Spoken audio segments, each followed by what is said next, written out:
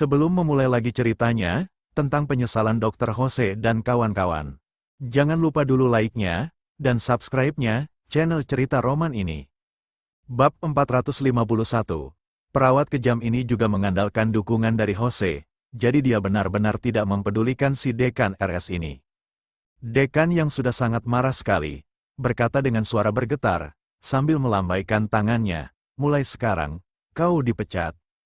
Perawat yang jahat itu langsung tertegun sejenak. Lalu dengan cepat dia menatap Jose. Jose berkata dengan dingin, "Dekan, Kak Rahel baru saja mengatakan beberapa ucapan untuk menengahi. Atas dasar apa kau memecatnya? Sebagai dekan, alih-alih mempertahankan staf RS, kau malah membela orang luar untuk menindas kami. Apa menurutmu kau adalah dekan yang kompeten?" Dekan berhenti berbicara. Dia langsung mengibaskan tangannya. "Sudahlah. Lupakan saja, kau bisa melakukan apapun yang kau inginkan, yang penting mulai sekarang, kalian sudah bukan staf rumah sakit ini lagi. Sebagai dekan, aku masih memiliki hak untuk melakukan hal ini.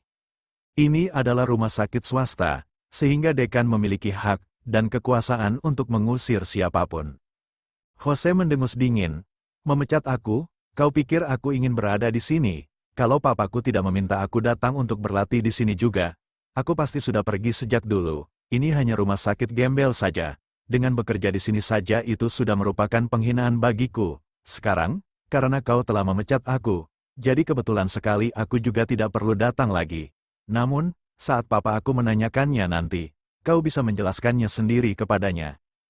Dekan mengibaskan tangannya dengan lemah dan berkata, "Tidak perlu dijelaskan, masalah ini tidak perlu dijelaskan lagi. Mulai sekarang, kau tidak ada hubungannya lagi dengan rumah sakit kami." Perawat jahat itu langsung panik. "Tuan Muda Saga, ini, bagaimana ini?" Keluarga Jose memiliki koneksi dan latar belakang yang cukup baik, jadi dia sama sekali tidak takut kehilangan pekerjaannya. Tetapi dia hanyalah perawat biasa. Kalau dia kehilangan pekerjaannya, maka dia akan berada dalam masalah. Jose mendengus dingin. "Tidak apa-apa. Aku tidak diterima di sini, tetapi di tempat lain aku pasti diterima, Kak Rahel. Karena kau telah begitu membantuku, aku pasti tidak akan membuatmu menyesal. Besok kau ikut aku pergi ke rumah sakit yang lain untuk bekerja. Aku jamin pasti lebih baik daripada di sini." Perawat jahat itu langsung tersenyum. "Baik, Tuan Muda Saga.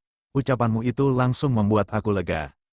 Setelah mengatakan itu, lalu dia menoleh kepada Devi lagi dan memaki, "Dasar jalang busuk, kau pikir karena kau dekat dengan dekan, jadi aku akan takut kepadamu. Aku beritahu, berapapun banyaknya orang yang kau dekati, itu sama sekali tak ada gunanya. Hari ini aku akan merobek mulutmu itu." Si perawat jahat itu berteriak dan mencoba untuk menyerang lagi, tetapi dia langsung ditekan ke lantai oleh beberapa orang petugas keamanan. Melihat ini, Jose langsung meraung, "Apa yang kalian lakukan ini? Apa kalian pikir aku benar-benar tidak bisa berbuat apa-apa terhadap kalian? Aku kasih tahu kepada kalian semua, masalah ini adalah masalah aku dengan Reva. Kalian semua menyingkirlah, kalau tidak, aku juga akan menghajar kalian semua." Dekan sudah tidak tahan lagi dan langsung meraung, "Jose, tutup mulutmu. Apa kau tahu siapa orang ini? Berani-beraninya memukulku, dewa turun ke sini pun tak ada gunanya."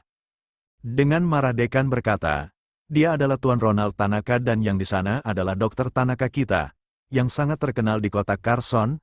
Ayahmu saja dulunya hanya anak buah dari Dokter Tanaka. Dulu, ayahmu pernah ingin pergi dan bekerja di tempat Dokter Tanaka, tetapi dia tidak memenuhi kualifikasinya. Dan sekarang kau kira siapa dirimu sebenarnya, hah? Beraninya kau bersikap begitu sombong di depan Tuan Tanaka dan Dokter Tanaka." Jose langsung terperangah. Dia menatap orang-orang yang berada di depannya dengan mata membelalak lebar. Dia memang pernah mendengar tentang Ronald Tanaka ataupun Dokter Tanaka. Papanya telah sering menyebut nama mereka berkali-kali di depannya. Bagaimanapun juga, status yang papanya miliki sekarang itu juga, karena dia telah menjadi anak buah Ronald waktu itu. Keluarga mereka dapat menghasilkan banyak uang juga, karena ada beberapa hal yang dibantu oleh keluarga Tanaka. Orang lain mungkin tidak tahu kekuatan dari keluarga Tanaka, tetapi dia sangat jelas sekali. Meskipun kekuatan keluarganya ditingkatkan 100 kali lipat sekalipun, itu benar-benar masih jauh lebih rendah daripada kekuatan keluarga Tanaka. Dan sekarang orang yang berada di depannya dan dimaki oleh dia barusan adalah Ronald Tanaka. Dengan satu ucapan itu saja telah membuat Jose langsung merosot ke lantai. Akhirnya dia tahu mengapa dekan berusaha menghentikannya terus sedari tadi. Tetapi sekarang semuanya sudah terlambat.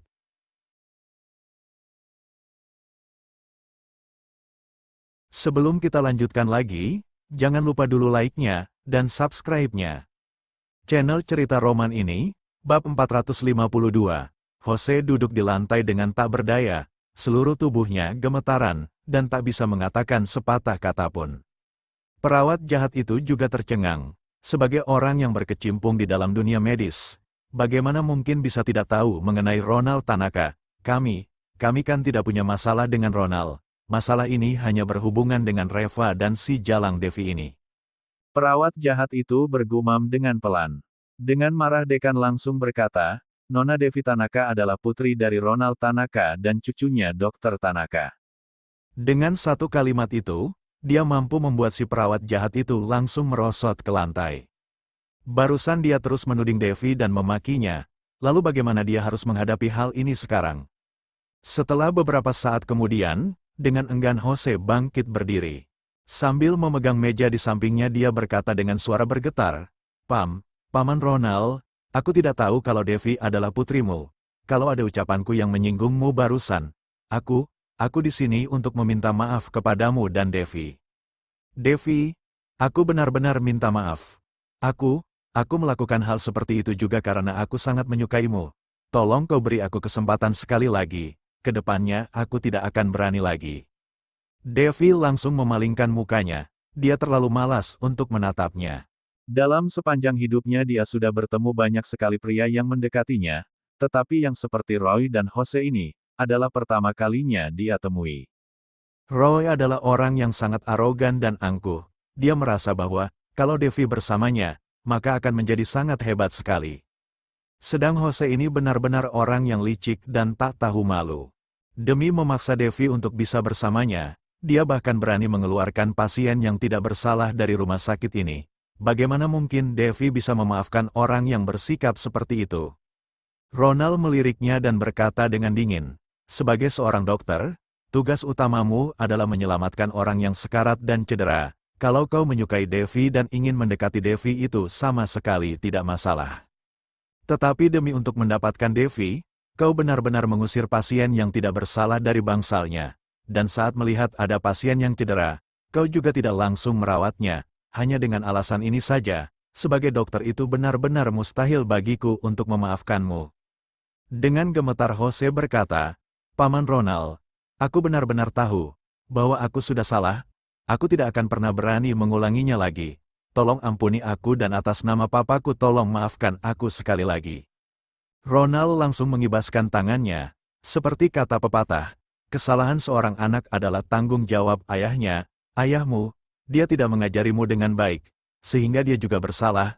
Aku rasa mungkin jabatan ayahmu sudah sedikit lebih tinggi dalam beberapa tahun terakhir ini, sehingga dia juga menjadi semakin lupa diri. Jadi aku memutuskan untuk membuat dia memulai semuanya dari awal lagi, agar dia bisa mengenali dirinya sendiri lagi.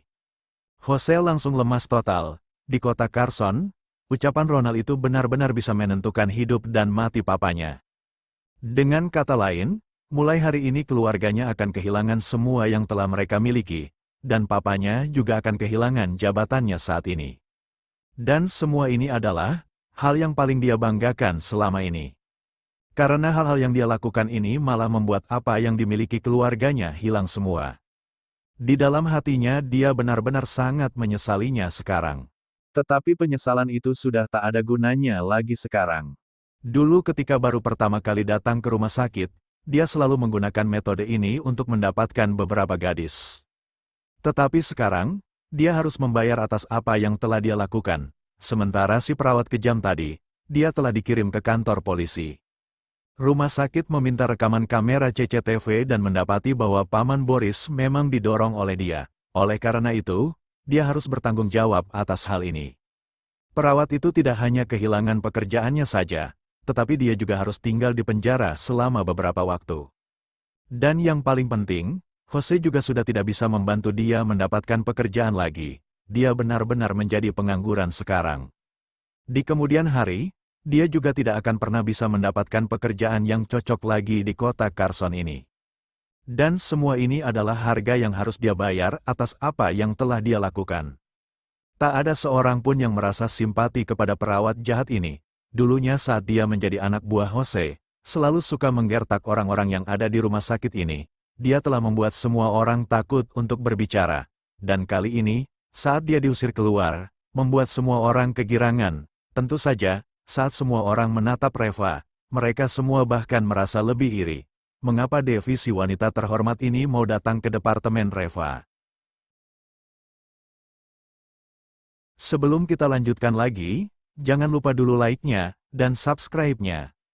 Channel Cerita Roman ini, bab 453.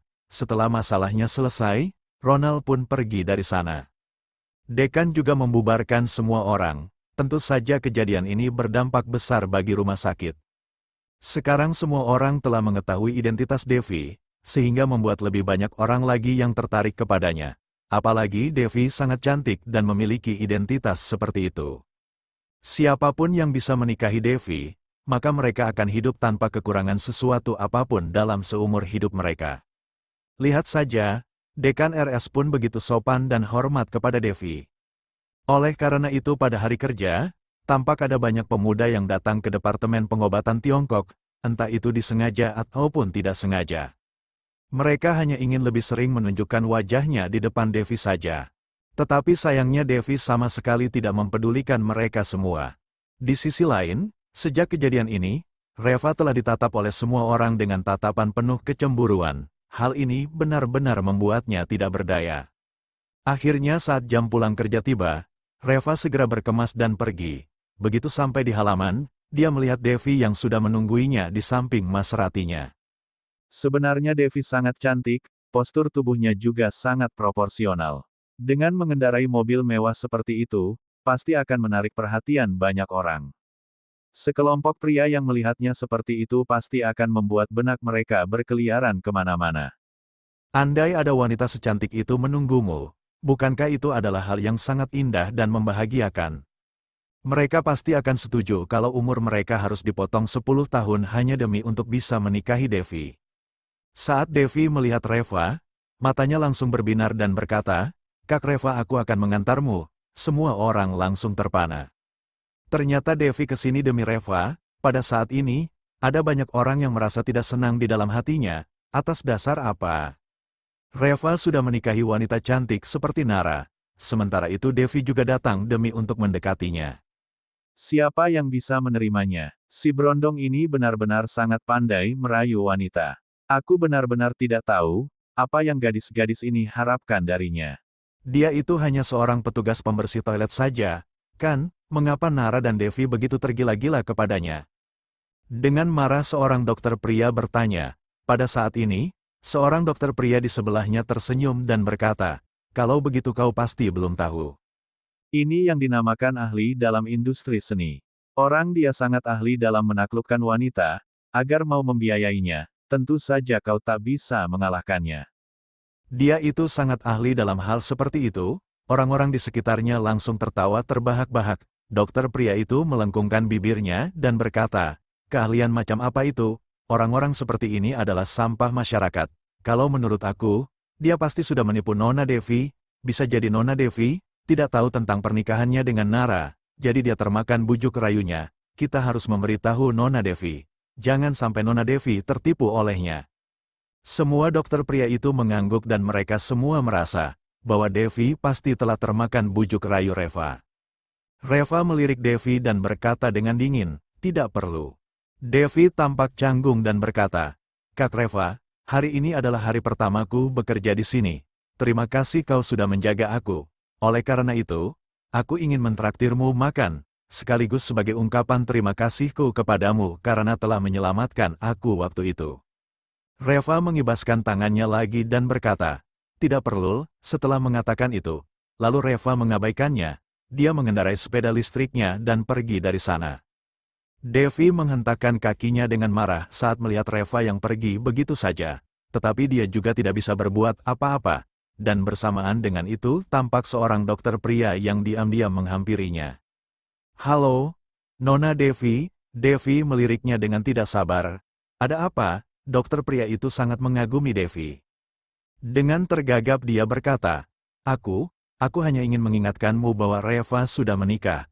Selain itu, dia adalah menantu yang menumpang hidup di rumah keluarga istrinya. Orang seperti dia, pasti bukan orang baik-baik, kau jangan sampai termakan bujuk rayunya. Devi langsung merasa kesal. Apa urusanmu? Aku tahu dia sudah menikah, dan aku juga tahu bahwa istrinya adalah Narasu. Lalu kenapa memangnya? Itu urusanku kalau aku menyukainya. Dia sudah menikah atau belum pun aku tetap menyukainya. Memangnya kenapa? Kau tidak senang?